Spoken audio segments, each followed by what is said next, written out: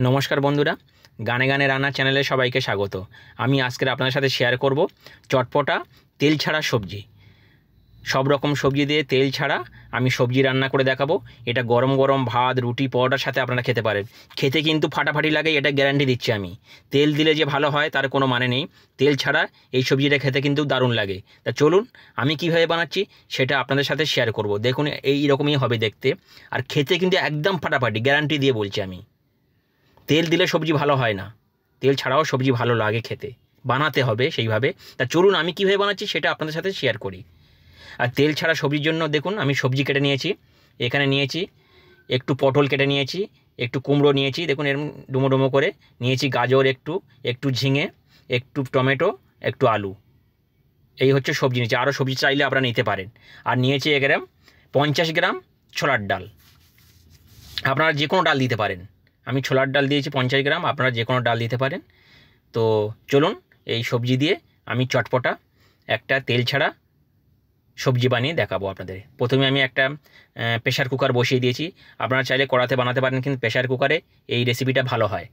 তো এই 3টে শুকনো লঙ্কা দিয়ে আমি এখন ভালো করে এটা শুকনো লঙ্কাটা একটু নাড়াচাড়া করে নেব। জাস্ট একটু নাড়াচাড়া করে নেব। শুকনো লঙ্কা 3টে দিয়েছি, আপনারা যেমন চাল খাবেন সেই পরিমাণ দেবেন। দেওয়ার পরে আমি এখানে একটু এই শুকনো খড়াতে আমি একটু 5 ফোড়ন দেব।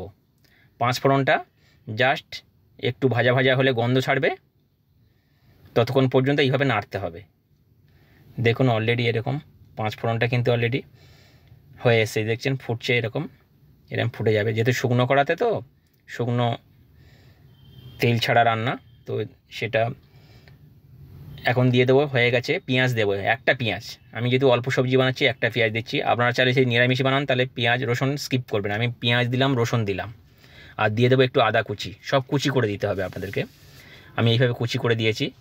আর এইভাবে পেঁয়াজটা কিন্তু এই শুকনো খড়াতে ভাজতে হবে একসাথে এই ফোড়নের সাথে।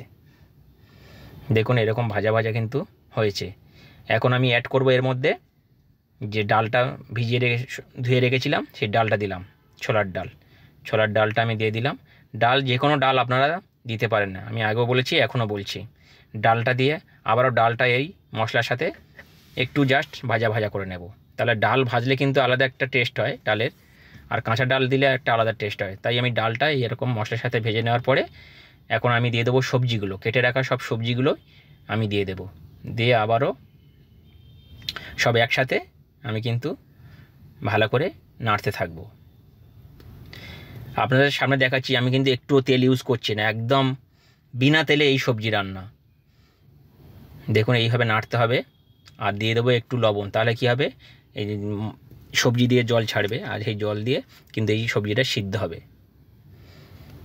দেখুন এইভাবে লবণ দিয়ে আমি কিন্তু নাড়তে থাকবো লো টু মিডিয়াম আছে। এইভাবে বেশ কিছুক্ষণ নাড়াচাড়া করে নেব যতক্ষণ না। আর এখানে অ্যাড করে দেব কিছু কাঁচা লঙ্কা। আপনারা কাঁচা লঙ্কা যেমন খাবেন সেই পরিমাণ দিয়ে দেবেন। আমি এখানে কিন্তু কিছু পরিমাণ কাঁচা লঙ্কায় অ্যাড করলাম। আর দিয়ে দেবো এখন কিছু গুঁড়ো মশলা। দেখুন একটু হলুদ দিয়ে দিলাম। আর অলরেডি কিন্তু দেখুন লবণ দেওয়ার পরে কিন্তু সবজি দিয়ে জল ছেড়ে দিয়েছে। আর আমি আরও একটা মশলা অ্যাড করছি এখানে, ভেজে রাখা গুঁড়ো মশলা। আমার কাছে এই মশলাটা সবসময় থাকে।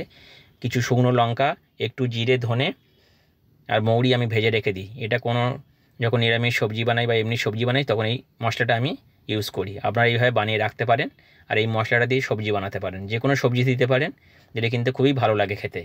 আর কোনো মশলা দেওয়ার প্রয়োজন নেই। আমি কিন্তু অলরেডি জল দিয়ে দিলাম। আর একটু, যেহেতু এখানে তেল ছাড়া রান্না, আমি একটু চিনি দিলাম। চিনি আপনারা চাইলে স্কিপ করতে পারেন, আর চিনি দিলেই কি হয়, একটু টেস্টটা বেশি হয়। আমি এখন ঢাকা চাপা দিয়ে 4টে সিটি দিয়ে নেব। দেখুন আমি 4টে সিটি দিয়ে দিলাম। অলরেডি 4টে সিটি হয়ে গেছে আর ঠান্ডা হয়ে গেছে। আমি এখন খুলে দেখব। একদম কিন্তু কম সময়ে বন্ধুরা এরকম একটা রেসিপি আপনারা বানাতে পারেন তেল ছাড়া। দেখুন কি দারুণ হয়েছে, আহা হা, কি দারুণ। সত্যি বলছি বন্ধুরা, আপনারা এইভাবে একবার বানিয়ে দেখুন, কিন্তু প্রেশার কুকারে বানাবেন, কড়াতে কিন্তু এত সুন্দর হয় না। আমি এখন সার্ভ করে আপনাদের দেখাবো। দেখুন এরকম হয়েছে। আমি কিন্তু রুটি দিয়ে এই সবজিটা খুব খেতে ভালোবাসি। এরকম হয়েছে আর খেতে খুবই দারুণ লাগে। গরম গরম খেতে হবে, ঠান্ডা হলে ভালো লাগবে না। তাহলে বন্ধুরা আজকের মতন বিদায় নেই, আবার নতুন রেসিপি নিয়ে আপনাদের সাথে শেয়ার করব। বাই বাই, টাটা, সবাই ভালো থাকবেন, সুস্থ থাকবেন।